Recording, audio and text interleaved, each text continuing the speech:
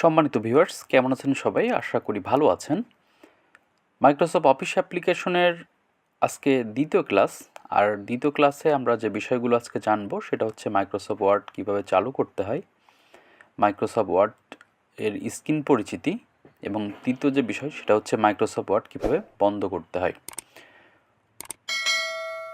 তো আমি প্রথমেই বলে রাখি, এই ক্লাসগুলো আসলে যারা একদম বিগিনার পর্যায়ে আছে, যাদের কম্পিউটার সম্পর্কে খুব একটা ধারণা নেই বা খুব একটা ব্যবহার করে না, এই ক্লাসগুলো তাদের জন্য অনেক উপকারী এবং উপযোগী হবে।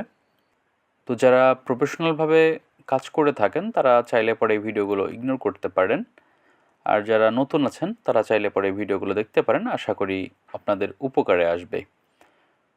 তো ফিরছি ছোট্ট একটা ইন্টার পরে।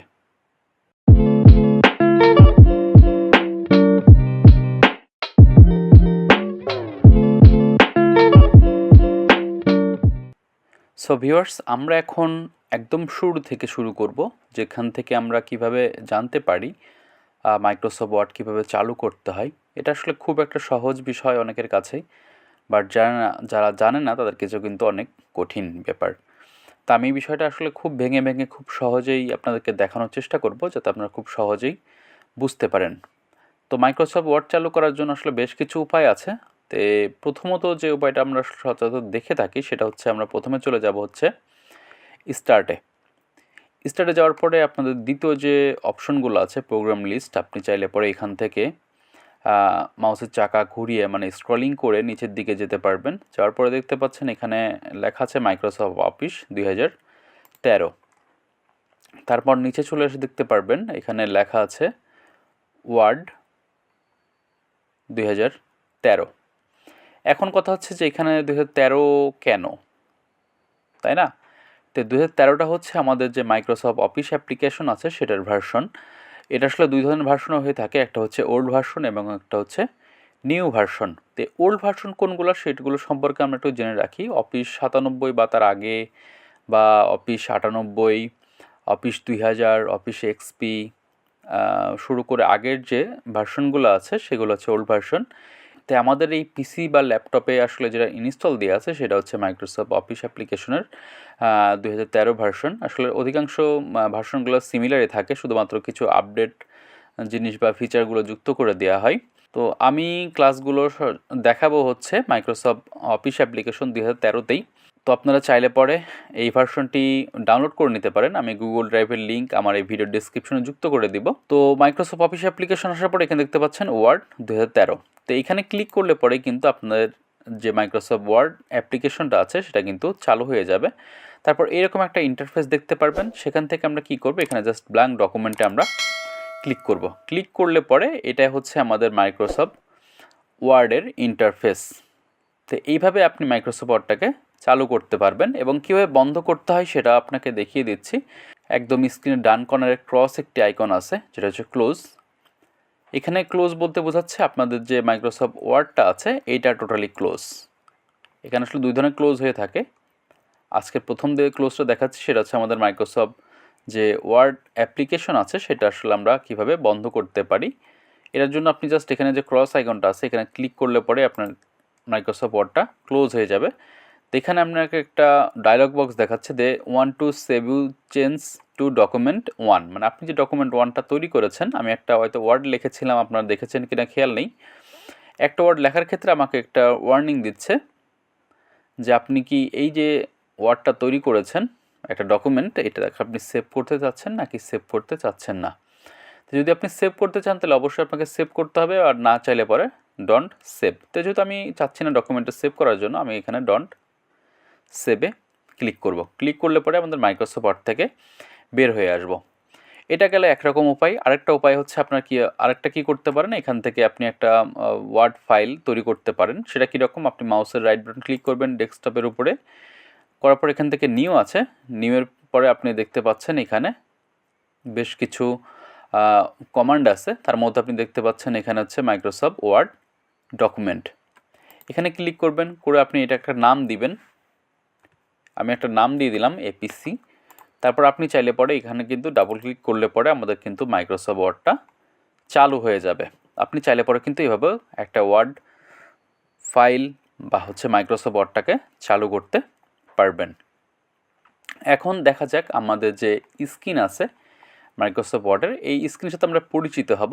শুধুমাত্র মাইক্রোসফট ওয়ার্ড না, আপনি আপনার জীবনে, আমি আমার স্টুডেন্টদের সবাইকে এই কথাটাই বলে থাকি যে জীবনে আপনি যাই কিছু শিখবেন না কেন, আপনি তার সাথে প্রথমত নামের সাথে পরিচয় হবেন এবং বাদবাকি যে জিনিসগুলো থাকে সেগুলোর সাথে পরিচয় হবেন, এবং সেটা আসলে কীভাবে কাজ করে সেটাও কিন্তু আপনার নিজের থেকে আপনি চেষ্টা করবেন সেগুলোকে জেনে নেওয়ার জন্য। তাহলে আপনি খুব সহজেই বিষয়টাকে শিখতে পারবেন বা জানতে পারবেন।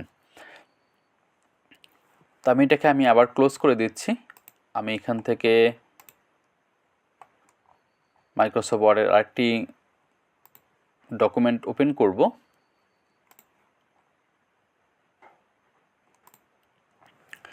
তো ওপেন করার পর এখন আমি এই স্ক্রিন যে পরিচিতি আছে আসলে কোনটার কি নাম, কোনটা কিভাবে কাজ করে সেটা আপনাদের জানানোর চেষ্টা করব। হয়তো ভিডিওটা একটু লং হতে পারে, আপনারা ধৈর্য সহকারে যদি দেখতে পারেন ভিডিওটা আপনাদের উপকারে আসবে বা আপনি হয়তো অজানা কিছু জানতে পারবেন। আর সব বিষয়ে হয়তো আমার না জানা থাকতে পারেন, যেগুলো আমি জানি না সেগুলো আপনার সাথে শেয়ার করব না। আর চাইলে পরে আপনারা সেগুলো কমেন্ট বক্সে জানিয়ে দিতে পারেন, আমি সেখান থেকে শিখে নেওয়ার চেষ্টা করব। তো স্ক্রিনের একদম উপর দেখতে পাচ্ছেন এখানে লেখা আছে ডকুমেন্ট 1 মাইক্রোসফট ওয়ার্ড। এই যে জায়গাটা দেখতে পাচ্ছেন ঠিক আমাদের স্ক্রিনের মাঝখানে, এটাকে বলা হয় টাইটেল বার। আমরা এটাকে বলে থাকি হচ্ছে টাইটেল বার। তো টাইটেল বারে কী থাকে সেটা একটু জানি। টাইটেল বারে থাকে হচ্ছে আমাদের এই যে ডকুমেন্টটা বা ফাইলটা আছে, এটাকে আমরা যে নামে সংরক্ষণ বা সেভ করব সেই নামটা আমরা এখানে দেখতে পারবো। আমি কিন্তু একটু আপনাকে দেখিয়েছি যে এখান থেকে দেখেন স্ক্রিনে আমাদের কিন্তু এপিসি নামে একটি ফাইল আছে। তো আমি এটা ফাইল ক্রিয়েট করার পর দেখেন এখানে যে আমাদের টাইটেল বারটা অটোমেটিক কী চলে আসছে, এপিসি ওয়ার্ড ফাইল, তাই না? তো আমাদের যদি যে নামে আমাদের ফাইলটাকে সেভ করব সংরক্ষণ করব সেই নামটা আমাদের এইখানে টাইটেল বারে শো করবে। তো আমি এপিসি ফাইলটাকে একটু ক্লোজ করে দিই। আচ্ছা, এবার দেখুন একদম স্ক্রিনের বাম কর্নারে আমাদের কিন্তু বেশ কিছু আইকন আছে, তাই না? এই বারটাকে বলে থাকি আমরা কুইক অ্যাক্সেস টুলবার। এই বারটাকে বলা হয় কুইক অ্যাক্সেস টুলবার। এটার কাজ হচ্ছে কি, আমাদের দেখেন বেশ কিছুখানে ক্লিক করলে পরে আমাদের অনেকগুলো কমান্ড আছে, যেমন নিউ, ওপেন, সেভ, ইমেল সহ অনেকগুলো কমান্ড আছে। এখান থেকে মোর কমান্ড আছে। আপনার চাইলে পরে আমাদের যে প্রয়োজনীয় কমান্ডগুলো আছে আমরা চাইলে পরে এখানে ক্লিক করে করে আমরা কিন্তু এখান থেকে অ্যাড করে রাখতে পারবো। আবার চাইলে পরে এখান থেকে আমরা অপ্রয়োজনীয় যে কমান্ডগুলো আছে সেগুলো এখান থেকে বাদ দিতে পারবো। আচ্ছা, তারপর এখানে আমরা দেখতে পাচ্ছি ফাইল ট্যাব নামে একটি ট্যাব আছে। তারপর ব্যাকে চলে যাই। তারপর এই যে অংশটা home, insert, design, page layout, reference, mailing, review, view এবং অ্যাডসিন যে ট্যাবগুলো আছে, এই পুরোটা ট্যাব মিলে বলা হয় একটা হচ্ছে রিবন। এই রিবনটা আসলে কীভাবে থাকে সেটা একটু দেখাই। রিবনটা থাকে হচ্ছে আপনাদের এইভাবে, এই যে হোম থেকে শুরু করে অ্যাডসিন পর্যন্ত এটা হচ্ছে আমাদের রিবন বলে থাকি আমরা।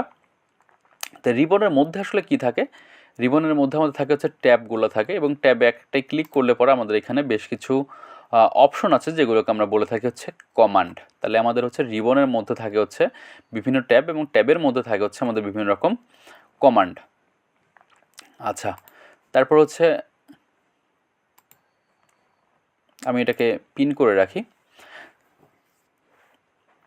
তারপর দেখুন এখানে আমাদের রুলার আছেন দুইটা, এই একটা রুলার এবং হচ্ছে এই অংশে একটা রুলার আছে। তো আমাদের মাইক্রোসফট ওয়ার্ড আসলে রুলার থেকে হচ্ছে দুইটা, একটা হচ্ছে হরিজেন্টাল এবং একটা হচ্ছে ভার্টিক্যাল বলে থাকি আমরা।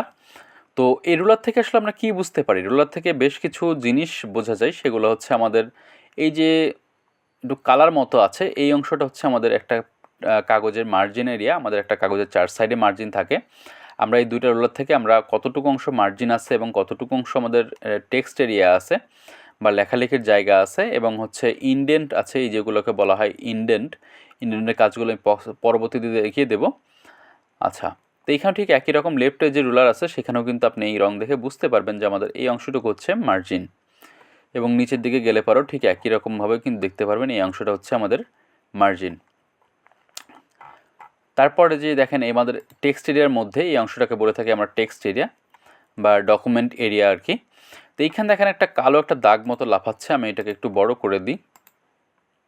এই যে কালো একটা দাগ মতো লাফাচ্ছে এটাকে বলে থাকি আমরা হচ্ছে কার্সর। এটাকে বলে থাকি হচ্ছে কার্সর। এই কার্সরের কাজ হচ্ছে কি বা কীভাবে কাজ করে সেটা বলি। এই কার্সরটা আসলে যেখানে থাকে সেখান থেকে আমাদের লেখালেখি করতে পারি। সাপোজ এখানে আমাদের যে কার্সর আছে এখান থেকে লিখলাম, আমরা যদি এটাকে আরও নিচে নিয়ে আসি, নিচে নিয়ে রাখলে পরে এখান থেকে আমরা লিখতে পারবো। এবং যদি এটাকে ট্যাব দিয়ে আমরা কার্সরটাকে সরিয়ে নিয়ে যাই, এখান থেকে যদি আমরা কার্সরের যে অবস্থান থেকে আছে এই যে অবস্থানে আমরা কিন্তু কোনো কিছু লিখলে পরে এখন আমাদের এই অবস্থান থেকেই লেখালেখি শুরু হবে। তো আমাদের কার্সরটা আসলে যেখানে থাকে সেখান থেকে আমরা লেখালেখিটা করতে পারি।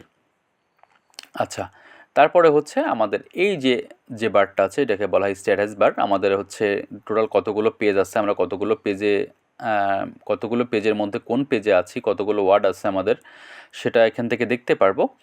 এবং এই পাশের যে অপশনগুলো দেখতে পাচ্ছেন এটাকে বলা হয় আসলে ভিউ মোড বলে থাকি আমরা। এখানে বেশ কিছু ভিউ মোড দেওয়া আছে, রিড মোড আছে এবং হচ্ছে প্রিন্ট লেআউট আছে, এবং এই সাইডে আমাদের জুমের বেশ কিছু অপশন দেখতে পাচ্ছি আমরা। আচ্ছা, তারপরে দেখুন এই যে ডান পাশে আমাদের ধরে যে জিনিসটা টানাটানি করতেছি এটাকে বলা হয় স্ক্রল বার। আমরা হয়তো ফেসবুকে প্রতিটা মানুষই ব্যবহার করে থাকি। ফেসবুকে যখন আমরা কি করি, একটা উপর এবং নিচে যাতায়াত করি যখন, বা স্ক্রলিং করি, এই জিনিসটা আসলে ইউজ করি উপর এবং নিচের দিকে যাওয়া। এটাও ঠিক একই রকম, আমাদের ডকুমেন্টে যখন একাধিক পেজ থাকবে আমরা চাইলে পরে কিন্তু এটা টান দিয়ে ধরে আমরা ডকুমেন্টের উপর বা নিচের দিকে আমরা কিন্তু যেতে পারবো। আচ্ছা, তারপর একদম স্ক্রিনের ডান কর্নারের উপর দিকে চলে যায়, এটা হচ্ছে আমাদের ক্লোজ বাটন বা ক্লোজ অপশন। আমরা এখানে ক্লিক করলে পরে আমাদের যে মাইক্রোসফট ওয়ার্ডটা আছে এই ওয়ার্ড ফাইলটা আমাদের হচ্ছে ক্লোজ হয়ে যাবে। তারপর যেটা আছে এটাকে বলা হয় আসলে ম্যাক্সিমাইজ বলে থাকি আমরা। তো ম্যাক্সিমাইজের কাজ হচ্ছে কি, যখন আমাদের এই যে ওয়ার্ড ফাইলের যে স্ক্রিনটা যদি আমাদের কখনো এরকম ছোট হয়ে যায়, আমরা চাইলে পরে এটাকে যখন আমরা ম্যাক্সিমাইজ করব, এই যে ম্যাক্সিমাইজ অপশন আপনি ম্যাক্সিমাইজ করলে পরে আমাদের এই স্ক্রিনটা হচ্ছে আমাদের ওয়ার্ড ফাইলের স্ক্রিনটা টোটাল স্ক্রিন জুড়ে বা পর্দা জুড়ে আমাদেরকে দেখাবে। তারপরে কি আছে, আমাদের হচ্ছে একটা মিনিমাইজ আইকন আছে। মিনিমাইজের কাজ হচ্ছে কি, যখন আমরা এটাকে মিনিমাইজ করব তখন হচ্ছে আমাদের এই প্রোগ্রামটা হচ্ছে আমাদের টাস্ক বার আসে জমা হবে। আমরা চাইলে পরে এটা মিনিমাইজ করে অন্য কোনো প্রোগ্রাম আমরা ব্যবহার করতে পারবো আমাদের কম্পিউটার বা ল্যাপটপে। আচ্ছা, তারপরে দেখুন আমাদের এখানে একটা অপশন আছে, এটাকে বলে থাকি আমরা হচ্ছে রিবন ডিসপ্লে অপশন। হ্যাঁ, এটার কাজ হচ্ছে কি, সেটা হচ্ছে আমরা বলি এই যে রিবন আমরা চিনলাম হোম থেকে শুরু করে অ্যাডসিন পর্যন্ত, এটাকে আমরা রিবন বলে থাকি। এটার আসলে বেশ কিছু সেটিংস আছে, সেটা আমরা চাইলে পরে এখান থেকে পরিবর্তন করে নিতে পারবো। তো এখানে আমরা যদি ক্লিক করি দেখতে পাচ্ছি এখানে অটো হাইড রিবন। আমাদের অটো হাইড করলে পরে এটা অটোমেটিক এই রিবনটা হাইড হয়ে থাকবে। তারপর শো ট্যাব দিলে পরে ট্যাবগুলো শো হবে, এবং হচ্ছে শো ট্যাবস অ্যান্ড কমান্ড, এই show and tabs and command দিলে পরে আমাদের এখন সেটিংসের মধ্যে আছে কিন্তু শো ট্যাবস অ্যান্ড কমান্ড। আমি সেই জন্য বললাম এই যে আমাদের হোম থেকে শুরু করে অ্যাডসিন পর্যন্ত এগুলো হচ্ছে ট্যাব, এবং এই নিচে যে আমাদের অপশনগুলো দেখতে পাচ্ছি এগুলোকে বলে থাকি হচ্ছে আমরা কমান্ড। তো আপনি চাইলে পরে আপনার রিবন সহ কমান্ড সহ বা ট্যাব সহ যেগুলো আছে আপনার চাইলে পরে সেটিংসটাকে খুব সহজেই পরিবর্তন করতে পারবেন। তো আশা করি আপনারা ভিডিও থেকে মাইক্রোসফট ওয়ার্ডের স্ক্রিন পরিচিতি সম্পর্কে খুব সহজে জানতে পারলেন। সো বন্ধুরা, আজকের ভিডিওটা এ পর্যন্তই, অনেক বেশি দীর্ঘ হয়ে গেছে ভিডিওটা। তো আজকের দ্বিতীয় ক্লাসটা এখানে শেষ করব। কথা হবে বা দেখা হবে নতুন কোনো ক্লাস নিয়ে। আর পরবর্তী ক্লাসে আমরা শিখব আসলে কিবোর্ড পরিচিতি। আমাদের কিন্তু মাইক্রোসফট ওয়ার্ডে লেখালেখি করতে গেলে অবশ্যই আমাদের কিবোর্ডটাকে খুব ভালো মতো আয়ত্ত করতে হবে। শুধুমাত্র মাইক্রোসফট ওয়ার্ড না, আমাদের কম্পিউটারে কিন্তু হাত রেখে দক্ষতা দেখাতে গেলেও আমাদের কিবোর্ড পরিচিতিটা এবং কিবোর্ডের সঠিক ব্যবহারটা করা জরুরি। তা আমরা নেক্সট ক্লাসে শিখবো আসলে কীভাবে আমরা কিবোর্ডটাকে সঠিকভাবে ব্যবহার করতে পারি, এবং কিবোর্ডের আসলে কতগুলো বোতাম আছে, এটা কীভাবে কাজ করে, এবং কোন বোতামের কী নাম, ব্যবহারের ভিত্তিতে আসলে কতগুলোভাবে ভাগ করেছি আমরা, সেগুলো আমরা পরবর্তী ক্লাসে জানতে পারবো। তো আজকের ভিডিও এখানে শেষ করছি, দেখা হবে নতুন কোনো ভিডিও নিয়ে। ততক্ষণ ভালো থাকবেন সবাই, সুস্থ থাকবেন।